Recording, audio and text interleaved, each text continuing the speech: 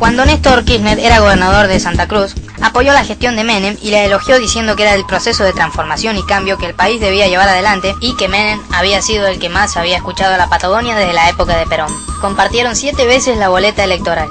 Néstor presionó, hizo los trámites, le costó, pero lograron la privatización de YPF. De no haber sido por él, no hubiera sido posible. Las regalías que obtuvo y los negocios con ella son los dichosos fondos de Santa Cruz, algo de $1.000 millones que Néstor puso en cuentas bancarias fuera del país a nombre de él y los hizo desaparecer. En sus años de gobernador, Néstor y sus funcionarios fueron demandados decenas de veces por diversos delitos y actos de corrupción administrativa, pero la justicia estaba bajo su control gracias al manejo de las personas a cargo de estas, y entonces hacían mandar a un cajón o desaparecer las causas. ¡Es un capo! En 2002, Eduardo Duhalde se retira de su corto periodo de presidencia y presenta a su candidato, Néstor Kirchner, el cual fue elegido por el 22% de los votos, y Menem, que tenía el 24%, se baja de la segunda vuelta dejándolo asumir en el 2003. 4 años después, al cumplir su presidencia, Néstor presenta a su esposa como candidata. Cristina gastó más de 7.853.000 pesos en 5 viajes al exterior como candidata por Francia, Ecuador, Venezuela, México, Estados Unidos, España, Alemania y Austria, con algunos gastos como habitaciones de lujo de $3.420 la noche, coches con chofer a $700 diarios, cenas de $300, $8.570 en propinas dejaron, más de lo que dejaría Bill Gates, y otras cositas como alquileres de aviones y vinos de $160 la botella. Según el oficialismo, el gasto de campaña de Cristina fue de 17 millones de pesos, pero investigaciones de organizaciones y periodistas determinaron que son 130 millones de pesos con fondos públicos, es decir, los pagamos nosotros. En propaganda oficial para la televisión, durante 2007 se gastaron 270.729.000 pesos. Cristina gana las elecciones con el 45% de los votos, en una jornada con mucha abstención y voto en blanco, con la habitual compra de votos, la denuncia de falta de boletas de la oposición, y durante la campaña no dio entrevistas ni participó en debates, y con aportes financieros un poco raros, como de parte del narcotráfico, del ejército, de Marsans. Pavadas. Frente a un país con necesidades y desigualdad, Cristina propone el proyecto para saltar a la modernidad, el Tren Bala, endeudando al país por 30 años por $3.900 millones, que empezaría a pagar un futuro gobierno dentro de 7 años. El trayecto conecta solo 3 provincias, el boleto tendría un precio de 400 pesos o pagaríamos un subsidio, y sería un lujo solo para turistas. Un avión es más rápido y la mitad más barato. Con la mitad del presupuesto del Tren Bala se podría reconstruir la mayoría del sistema ferroviario, conectando al interior. Pero mientras, las empresas ferroviarias reciben 5 millones de pesos diarios en subsidios, es decir, 1.800 millones al año, por un servicio que deja bastante que desear. Es un tema a tener en cuenta debido a los precios del petróleo, la contaminación ambiental, la saturación de rutas, con más de 8.000 muertos y 12.000 lisiados por año.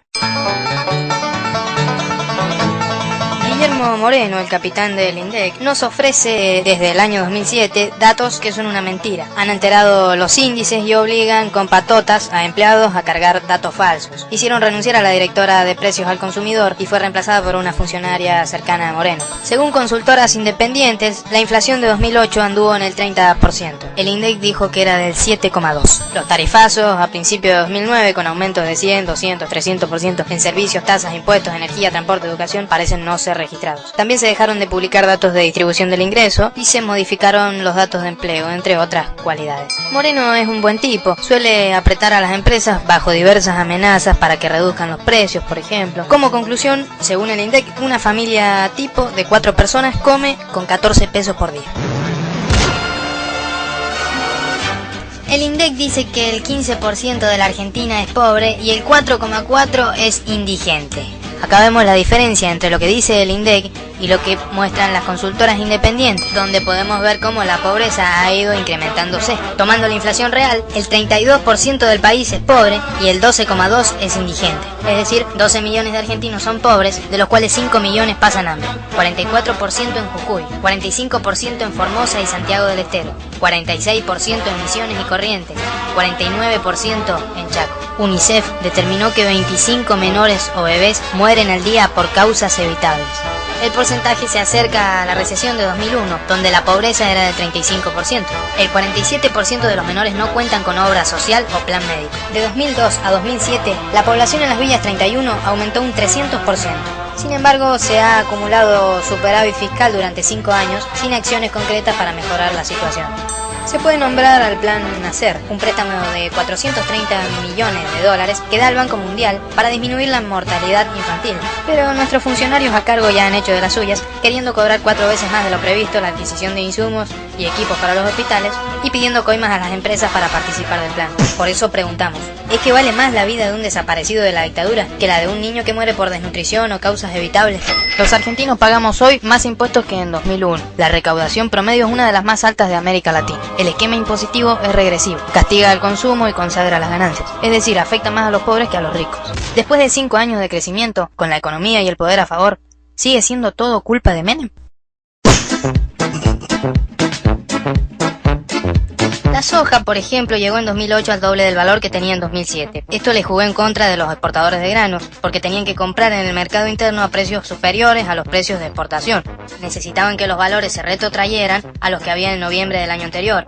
El gobierno les dio la mano salvadora, dictando la medida de las retenciones móviles. Desde enero del 2007 a mayo de 2008, sobre un volumen de exportación de 21.268 millones de dólares, se recaudaron por retención 4.984 millones de dólares, es decir, el 23,4%, cuando supuestamente tendría que haberse recaudado 6.432 millones de dólares. La diferencia de 1.447 millones de dólares es una estafa de los exportadores al fisco que es pagada por los productores. Esta es la lista de los exportadores que se quedan con cientos de millones de dólares.